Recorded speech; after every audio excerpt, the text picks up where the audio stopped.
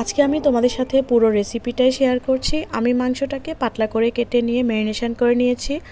আর ম্যারিনেশনের জন্য আমি ইউজ করেছি আদা রসুন বাটা, জিরা ধনিয়া গুঁড়ো, শুকনো মরিচের গুঁড়ো, সয়া সস, টমেটো সস, টক দই আর পরিমাণ মতো লবণ, সামান্য পরিমাণে পাঁচফোড়ন আর একটু আচার, যে কোনো আচার দিলেই হবে। আমি আজকে বড়ের আচার ইউজ করেছি আর হচ্ছে সরিষার তেল।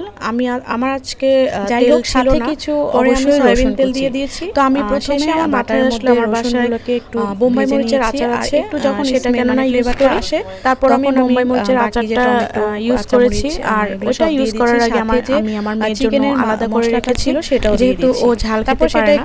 তারপর আমি আজকে স্মোকি ফ্লেভারের চিকেন চাপ বানিয়েছি, সেটা বাটার দিয়েছি আর সাথে খুবই জরুরি টমেটো সস দিয়েছি, একটু ফিশ সস দিয়েছি যাতে ফ্লেভারটা দিয়ে দিয়েছি। আর নরমালি আমি এখানে ঘি ইউজ করি, কিন্তু আজকে ঘিও নাই তাই তেল দিয়ে দিয়েছি। আর তেল দিয়ে দিলেও খারাপ আসে না, ভালোই আসে। তো আজকে যেহেতু চিকেন চাপ বানিয়েছি, হাজব্যান্ডকে বলেছিলাম যে পরোটা অথবা রুটি আনতে, আর আনার ফাঁকে আমি একটু টেবিল সেট আপটা করে নিচ্ছি।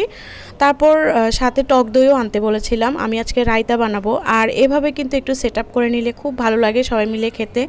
যাই হোক, আমি বলেছিলাম যে একটু শসাও নিয়ে আসতে, কিন্তু তোমাদের সাপোর্ট পেলে অনেক বেশি ভালো লাগে। তো আল্লাহ হাফেজ।